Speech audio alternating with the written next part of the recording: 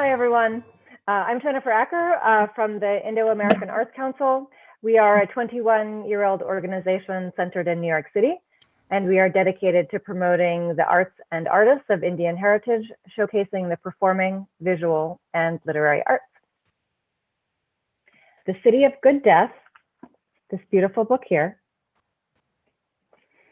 the debut novel by Priyanka Champaneri, won the Restless Books Prize for New Immigrant Writing in 2018. The novel takes place in the holy city of Kashi on the Ganges River and centers on Pramesh, the owner of a death hostel where families bring their loved ones to die. It's a lush, elegant novel, deeply psychological, a book that investigates promises, regrets, and what it means to have a good death. It's also the portrait of a family and a community in one of the most fascinating places in the world, full of contradictions, love and loss, spirit and corporeal reality, fracture and wholeness. And it's an honor and a pleasure to have Priyanka with us here today. Priyanka received her MFA in creative writing from George Mason University and has been a fellow at the Virginia Center for the Creative Arts numerous times. Along with the Restless Books Prize, her novel was shortlisted for the 2021 Center for Fiction First Novel Prize. Congratulations. The City of Good Death is available for purchase at bookshop.org as well as many other places, so please seek it out. And I'm also happy to introduce today Ranjani Murali, who will be in conversation with Priyanka today. Ranjani is the author of 2 books of poetry, Blind Screens, and Clearly You Are ESL. The first book won the Prabha Katyan Women's Voice Award in 2019. Ranjani is the recipient of the 2014 Srinivas Rayaprol Poetry Prize and fellowships from the Vermont Studio Center and the Fine Arts Work Center. So please join me in welcoming Priyanka and Ranjani. Thank you. Thank you so much, Jennifer, for having us and for giving me the opportunity to interview a dear friend and talk about this brilliant book. I'm so grateful for this opportunity. So without further ado, let me get right into the questions. Much like you, I have my book here and I can see that Priyanka has a whole display in the back right there, for which I'm very grateful. And I guess I'm going to open with a question that I know Priyanka really gets a lot, but I think it's important to me personally, you know, when I read the book and when I was sort of engaging with her when it had come out, which is, you know, Priyanka, tell us, you know, a little bit about, you know, sort of how this book came about, what, why did you decide to write it? What was that sort of seed idea or that starting place for it? And, you know, talk to us a little bit about that. I know I never get tired of that conversation. I love that question. Oh my gosh, Ranj, no, it's a great question. I had, in between college and graduate school, and you and I went to the same MFA program at George Mason University. Before that program, I had a friend who sent me a link to a Reuters article. And the title of that article was Check In and Die in 2 weeks or Get Out. And that article turned out to be about the death hostels of Benares. And as you know, I grew up in a Hindu household. So Benares, the idea of the city of Benares, which folks out there, you know, certainly might be familiar that it is a real city in North India, that I knew that it was important within the culture, within the spiritual practice, within the religion, this city with the idea that should one die there, you'll forever be freed from the cycle of reincarnation. But I had never really thought about Benares further than that fact. It had never really struck me beyond that. But the article was my introduction to the death hostels, which I had not heard of before. And these are places for folks out there unfamiliar with it, where people who do not live in the city, it basically gives them a very temporary shelter of about 2 weeks where they can bring their loved one who might be close to the end. So that person can have the opportunity to die in this very holy city. And something about the idea of a death hostel was really captivating to me.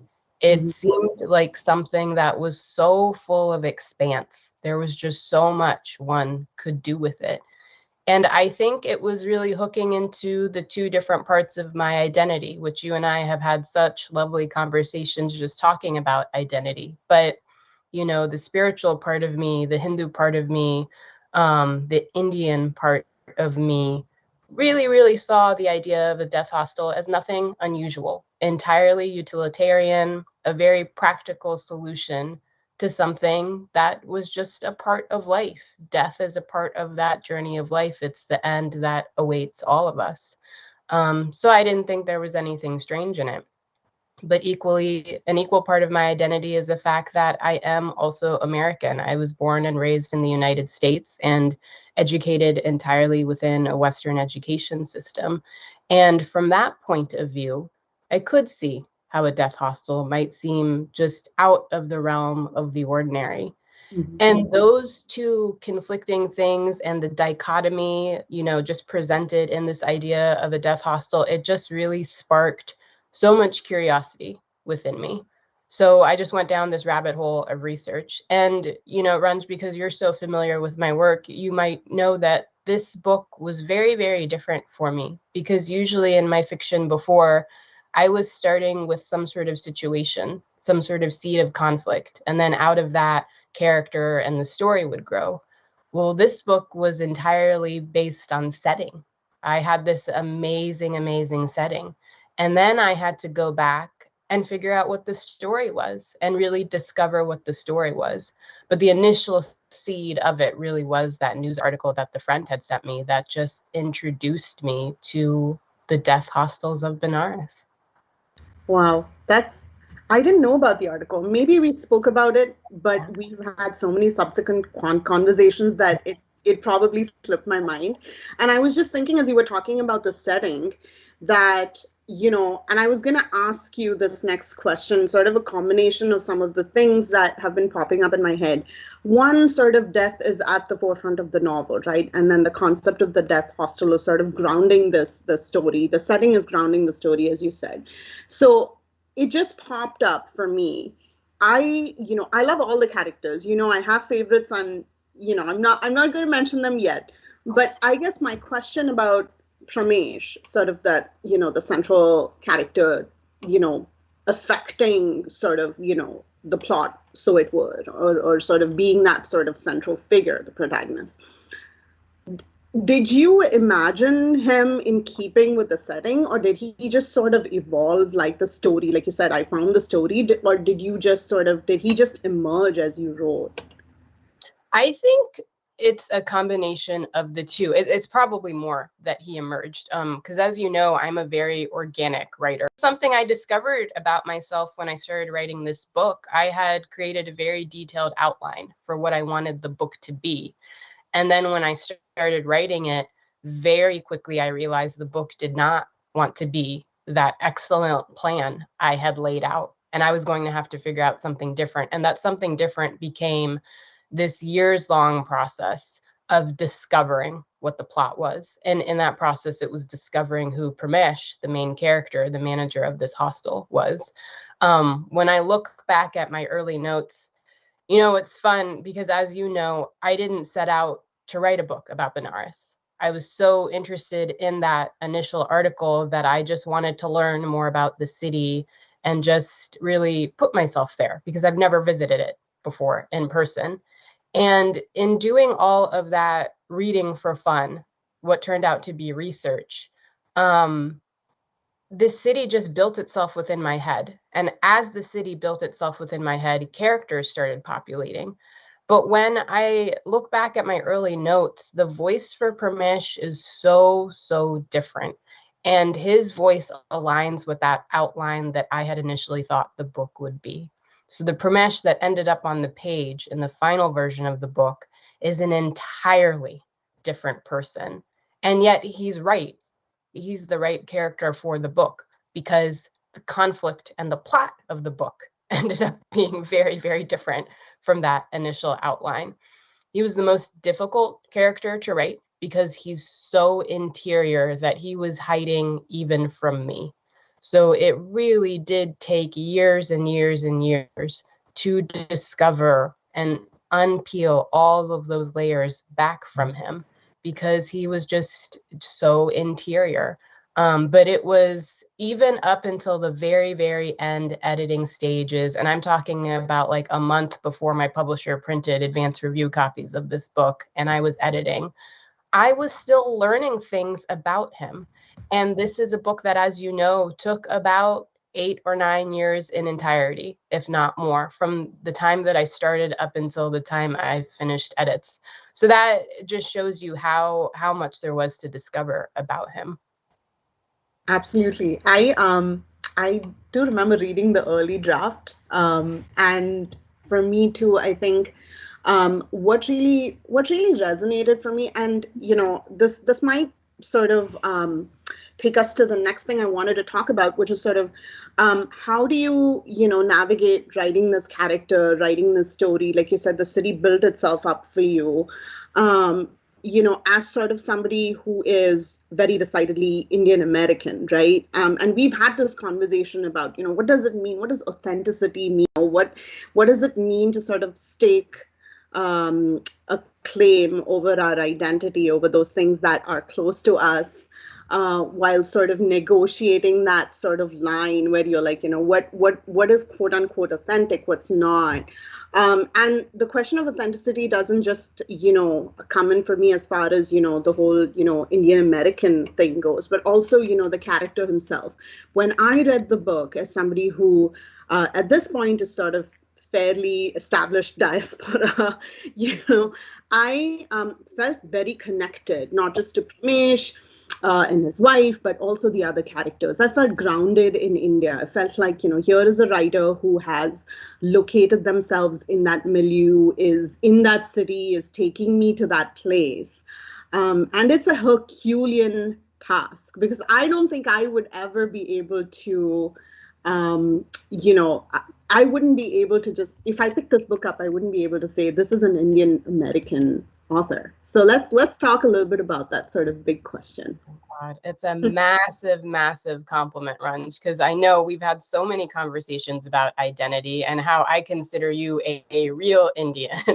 And then what is a real Indian? Like, how Indian must one be to be Desi? Like, what on the Desi scale? Like, where does one fall? I had a lot of trepidation, as you know, about whether I should even write this book to begin with, because I have only been to India twice, only ever as a tourist. I have never been to Benares, so I have never seen this city firsthand. I am not from Benares, as you know. I'm Gujarati. My parents are from Gujarat. And so I don't even have, for folks out there familiar with India, that every single state is its own microcosm, its own culture, its own language, its own customs, its own etiquette, etc. So I had a lot of trepidation about it because I couldn't see any single place where I could hook myself in and say, I belong here. I am allowed to tell this story. And I think ultimately the place where I did find my foothold was the fact that I felt it, my connection to India has always been through my spiritual heritage. And so I might not have ever been to the city firsthand. And there are so many things that I know I missed that are just very, very micro specific to Benares, just because I haven't been there. But I did feel fairly confident that I could represent the religion and the spiritual part of the city accurately, because I have a lifetime of lived experience within that. So I used that as a foothold. It became a matter of, what do I not have? What do I lack? And where can I fill it in with what I do have? So I had that spiritual heritage. I also had all of the memory, the sensory memory I had packed away from my 2 trips to India. And of course, it's a massive country, but there are things about it that I feel to be entirely universal, no matter where you go in the country. Every town has a marketplace, and the vibe in the marketplace is always the same, like this haggling, this urgency, people going out on their business, gossip happening, animals, meandering, like, children, like in their little clusters and in groups. So calling on those details to fill in all of the holes that I didn't have because I hadn't seen Benares. And then, of course, there was just a massive amount of research that ended up building a version of the city in my head. And that meant not only reading to really intensely understand those spiritual practices, but also visual, looking at books of photography, documentary, film, just trying to immerse myself as much as possible in this place so that I could talk about it as if I knew about it. I think it's just an incredible compliment that I've received from you, but also from a lot of readers, particularly a handful who actually live in Benares and who find out I've never been there and write to me on social media to say, I can't believe it. I can't believe you haven't been there. And I think really what that was perhaps just this Trump Olay effect of I had to convince myself that I was in the city. So I packed as much as I could into the book. And hopefully what ends up happening is the reader is also convinced that they are in the city just through my own having to convince myself. Absolutely. I think like I said, I felt like I was in India. Like you said, there's that sort of pan-Indian-ness, right? Which you capture so beautifully. And if this were one of my classes, I would be close reading passages right now. But there's so much I want to get through. So I guess my next question for you really is, that now we'll talk about characters a little bit. One of the things that we have spoken about a lot, which I find myself being drawn to in the book, is the way that the women in the book are presented, the sort of inner lives of the women, even when we come across minor characters. So we have Pramesha and his cousin, and then we have sort of the host of family members, and then we have the women, his wife, as well as, other minor characters who inhabit a very specific kind of, reality. And I think part of the say there is so much of that you've captured that pan-Indian-ness is because you've really gotten into that sort of space where these women are engaging with each other. There's the gossip, there's the banter. There's a lot of, you reveal these characters to us in a way that, for me as an Indian reader, I'm immediately drawn to. And I honestly don't know how you do it. And maybe you could talk to us a little bit about that. I think a lot of that is just a lifetime of observing in many ways, because you're a writer too. Like, all writers are creepers, right? Like, we're all just creepily watching other people and packing away all of the detail. And I think, I've tried to think intentionally about how did I know what to do, especially in terms of gender norms? Like, how did I know that? And it was just entirely instinctual in terms of knowing that, well, if there's a pack of women in the kitchen and they're all bantering, a man is not going to enter that space. Or if he does, he's going to do so very, very awkwardly. He's only going to address his wife and, just kind of, and the same if there's a group of men in a room, a woman who might be there is going to be silent. It's not something that I agree with. It's not something that, that is reflective of my own personal philosophy, but it was an effort to reflect the social dynamic that I had either observed growing up, or I had read about, or seen in various diaspora fiction, or seen in film, etc. I had just noticed demarcations by gender. And this book is not set in a specific time.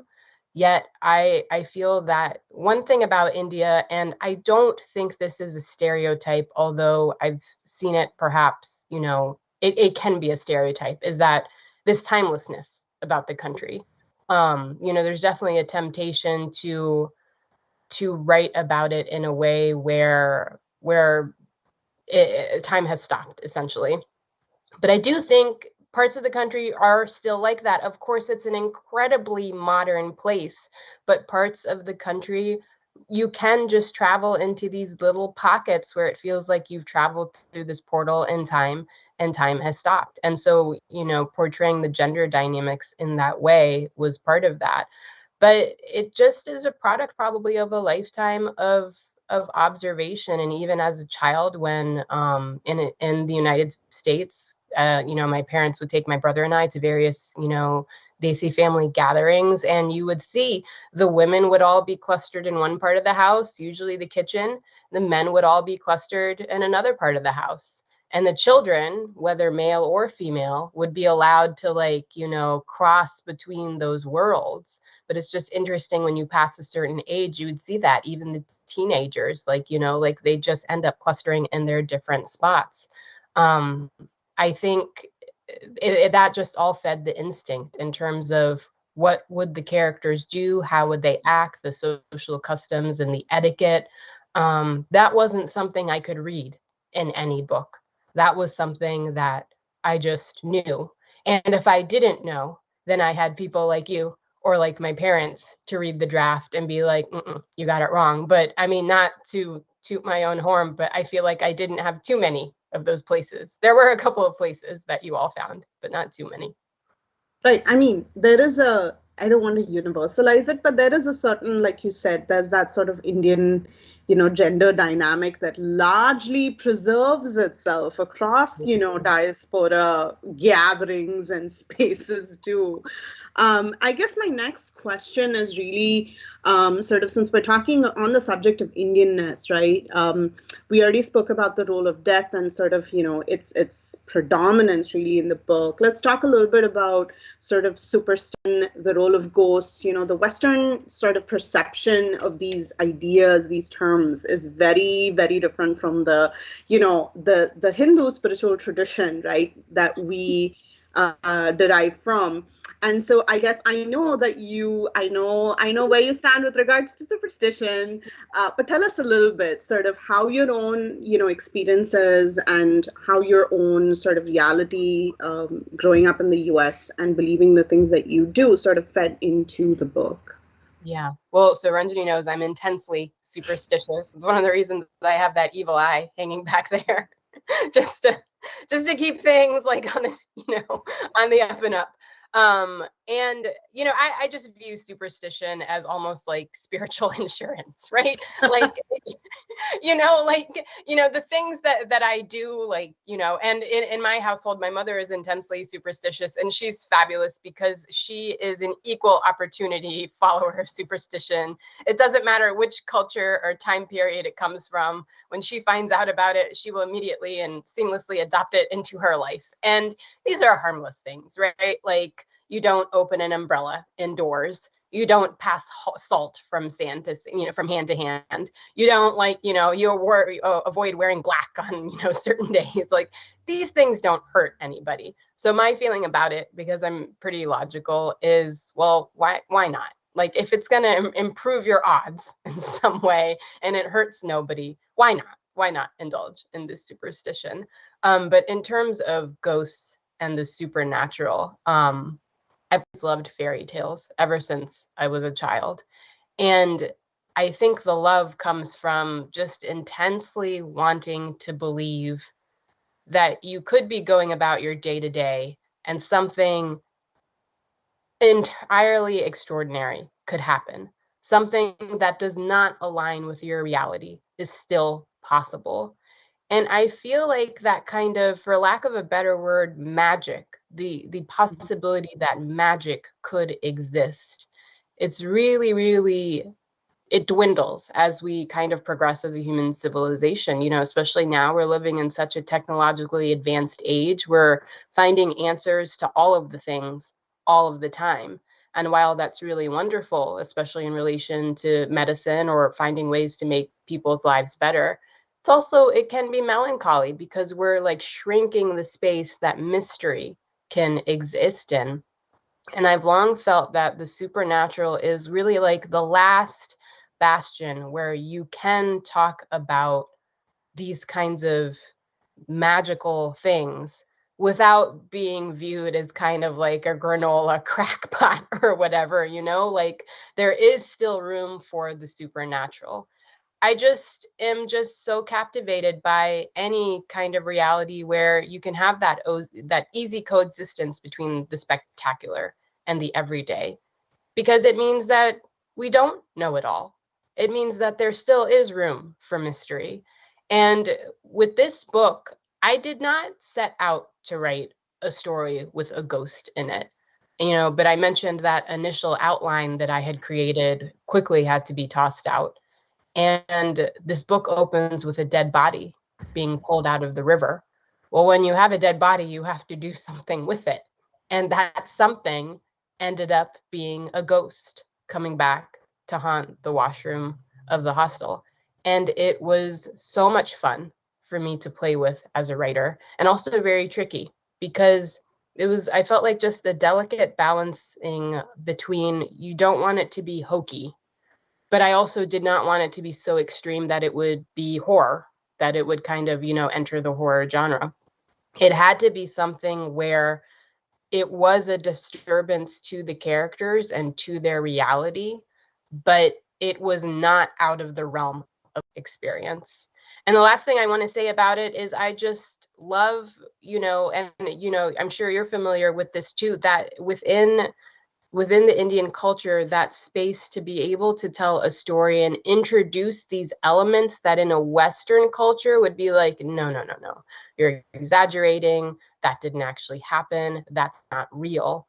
You can do that within an Eastern perspective, and you can introduce this fantastical element and then leave that element, like barely even talk about it, and then just keep going on your way with the story, and it's not thought of as anything extraordinary at all.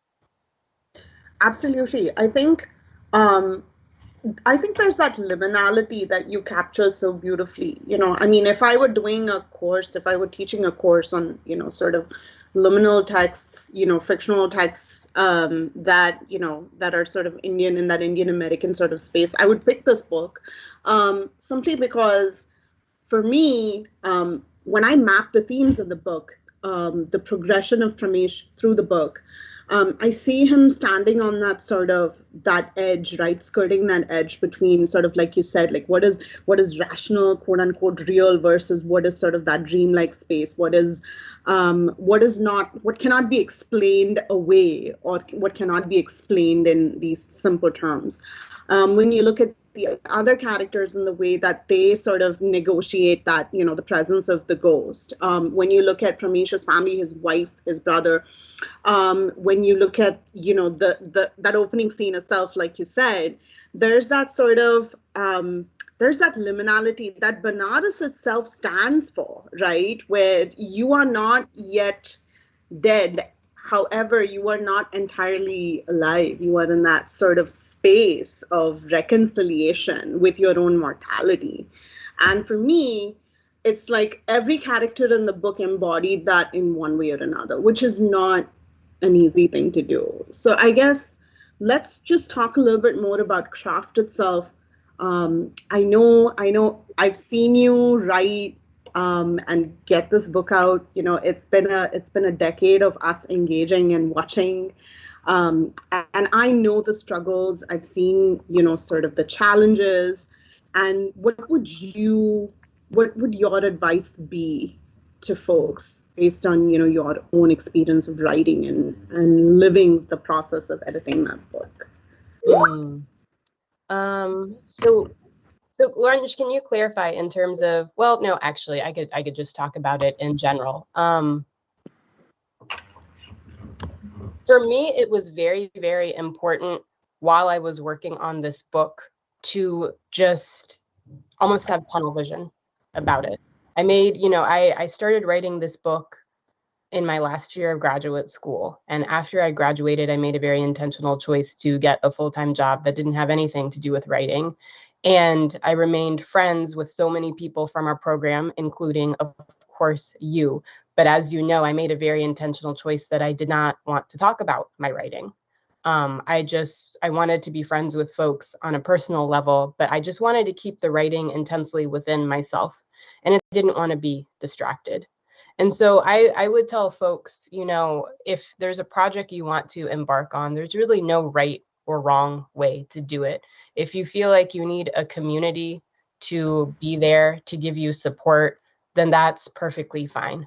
But if you're like me and you're kind of a bit more of a lone wolf about it, because it can be very distracting, it's also fine to not say anything, to not tell anybody about what you're working on, and just to work on it. if you're doing the work, you're already a writer. Like, you don't need any more kind of stamp of validation than that. And to let the work dictate how much time it's going to take to complete. It was really difficult at times in the middle of that process. I would, like, in year 4 or 5, sometimes I would tell my mom, I would be like, am I ever going to finish this book? How long is it going to take me to finish? Because it took about 5 to 6 years to get a first draft down on the page. And I think it's because I was discovering the whole story. The story was not sitting in my head needing to be released. I needed to go out and really dig for it and find it. And it was really frustrating at times. And I think especially in the society that we live in today, it's no different than it has been for decades, which it really, really values youth. It values the idea of, the young prodigy who's 21 years old and they wrote this book in 6 months and it just came out and it's absolutely perfect. So it can be frustrating when you're looking at what the outside world is doing and feeling like, well, what's wrong with me? What's wrong with this story? Why is it taking me so long?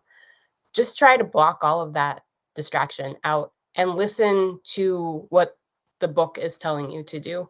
I'm really, really glad I did it. I'm really glad I took my time with it and I didn't allow myself to be rushed, because it would not have been as complete as it was in the end. Like, it just would not have been, it would not have met the standard that I had set for it. So it's really, really hard, as you know. I think, embarking on any type of artistic life, there is a part of you that is always going to be alone, no matter what. And navigating that aloneness can be really, really difficult. But the reward is when you are sitting alone at night at 3 a.m. and you've just written a sentence that absolutely does these things that you had been trying for months and months and months to accomplish. Or you are driving home from work and you're stopped at a stoplight, and suddenly the solution to all of your plot problems that have plagued you for the last half year comes in this simplest sort of way. The intellectual high that you receive after such moments, for me anyway, it's enough to counterbalance all of the painful bits of the journey, because it's equal parts pain and pleasure. I've sort of I love how you sort of boil that down into things that resonate with us, because this has been an ongoing conversation. This is like 10 years of us going back and forth that you have summarized very succinctly in sort of 5 minutes. And I guess this might be sort of the second last sort of question. So I'm just gonna, I've been thinking about it, which is that for you personally, we haven't talked about it at length.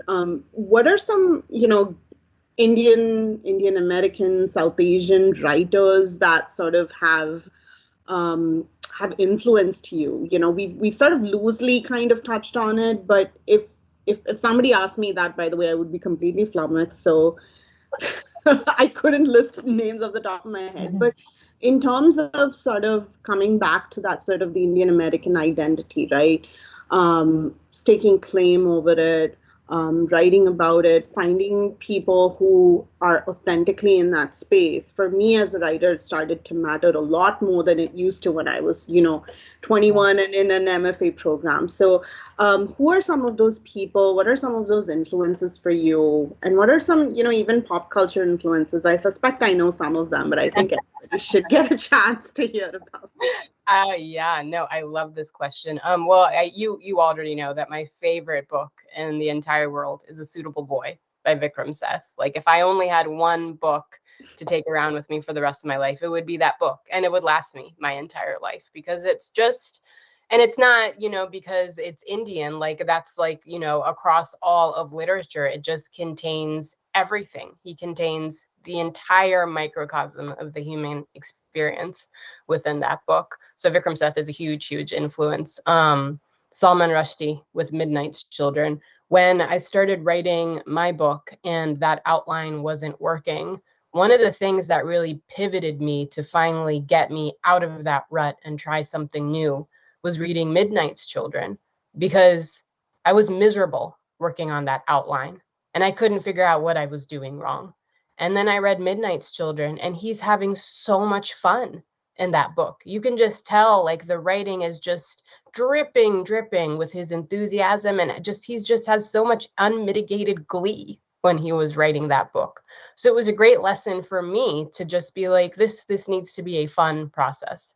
You know, there are parts of it that are of course going to be painful, but at the end of the day, it has to be something fun that you're looking to go back to. Anita Desai is just an absolute goddess in my mind. What she is able to do, and you know, these are very different writers. We have these two men who use a lot of words, and I certainly use a lot of words because my book is very long. Anita Desai to me is the pinnacle of what I could never be as a writer, but what I would love to be, which is that her prose is so crystalline. So there is not a single word that needs to be taken out because she has already taken it out. And yet there's so much space for interpretation between those words, and so much space for, you know, emotional interpretation. She blows me away with everything that she writes. And then, you know, V.S. Naipaul with A House for Mr. Biswas. I love that book. And one last one is Rohinton Mystery. Yeah. You know, I think with him, he was the first one where I really, you know, he's he's strong in all ways, obviously, but just like social dynamics, family dynamics, just the absolute king of that. And then one more, of course, is Arundhati Roy. I mean, you have to, the god of small things. That book taught me that you really could do anything, that there was no set form, there were no rules, that if you like put the right thought to it, you could break any rule that you wanted to.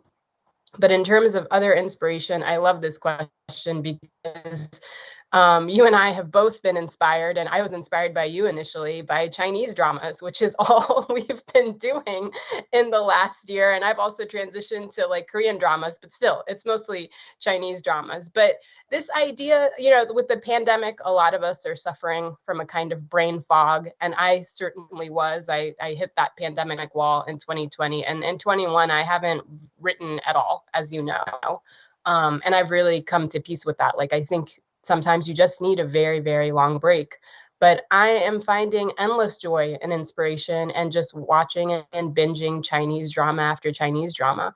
And I realized you and I have discussed this. I think what it is for me is we were all grounded during the pandemic.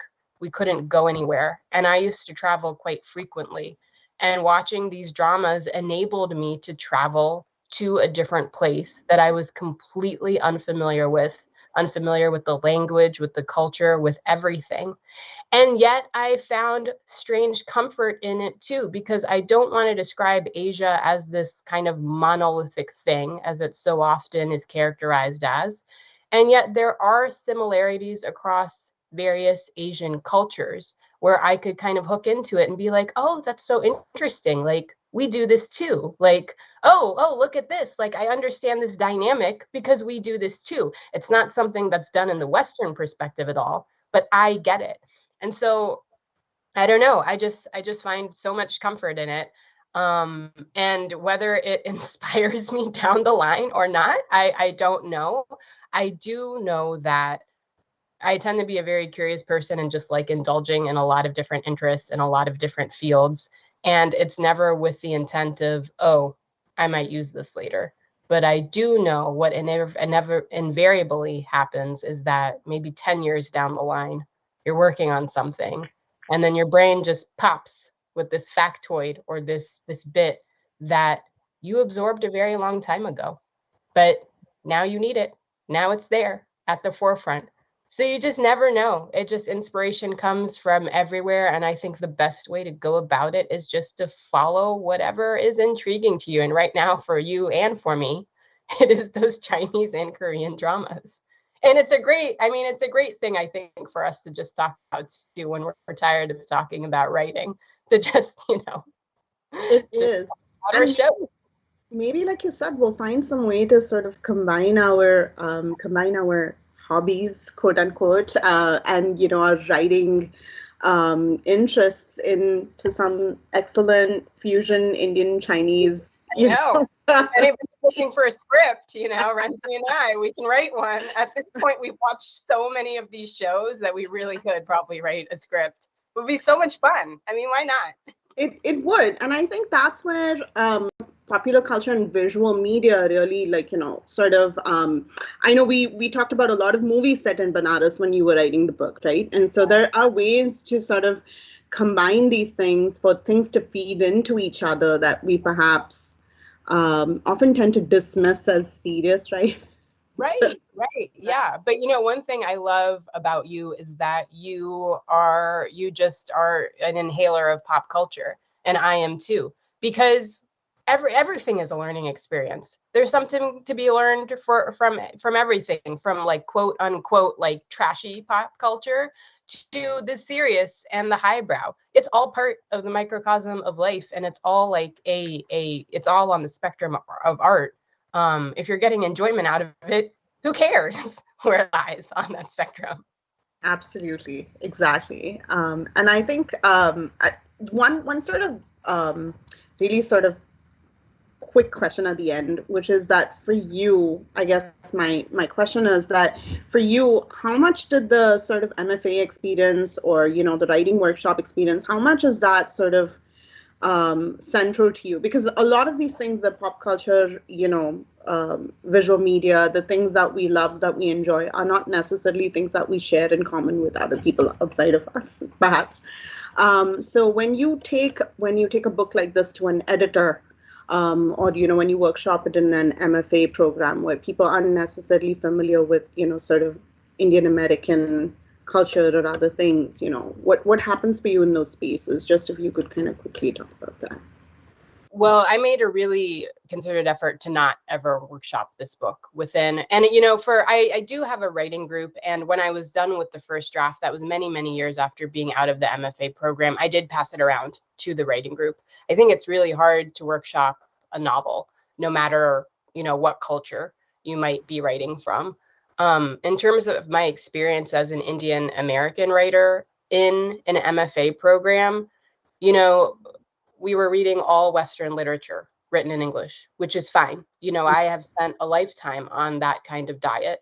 And it certainly has created a great foundation for me. It's nice to be able to think back, in a critical way and be like, oh, this is something this writer was doing, and I ended up incorporating it. But I think, again, inspiration, it comes from everywhere. So you can have this solid foundation in the more serious part of the canon, and yet be picking up inspiration from things that are, quote unquote, lowbrow. As for me, I think the benefit of the MFA program was community and confidence. Being in that kind of environment really built my confidence, and I came out of it with a community, with lifelong friendships with people like you, and then the folks in my writing group. So it was absolutely something that was pivotal to my development as a writer. And I started this book as my thesis project in my final year of school. So I could not have written it without that program, I don't think. Thank you. It was great having you as a peer, and I'm glad our relationship, continues, because I don't think, I think like we've seen each other as writers, emerge from our cocoon, so to speak. So, and that has been a joyful process, right? So let me call, on Jennifer again to sort of, follow up with more questions. Thank you so much, the two of you. That was such a beautiful, honest, congenial conversation. It was really great. I have one final question for Priyanka, just because I'm so curious, if you don't mind. It's a bit personal and a bit serious. But I guess after all of the research and the writing that you've done, and you mentioned early on your own spirituality, can you say what a good death would mean for you? Sort of what that means to you at the end of this literary and spiritual journey? I mean, it's a question, Jennifer. I'm not going to get too much into it only because I am so superstitious. So for me to tell you like specifics, that would be tantamount to jinxing it. And then it wouldn't happen in the way that I Fair might enough. for. But I will tell you, for me, a good death really hinges on a good life. And a good life means very different things to very different people. But for me, it's all about balancing the fact that I have come into this world inherently through the people that you meet and the movements you take in the world. You accrue obligations. And so my life is about completing those obligations to people. And what that means is we all have obligations to our family, to show up to our family. I have obligations to my friends, things that I need to be doing for them because that is the relationship that we have, the contract of a relationship.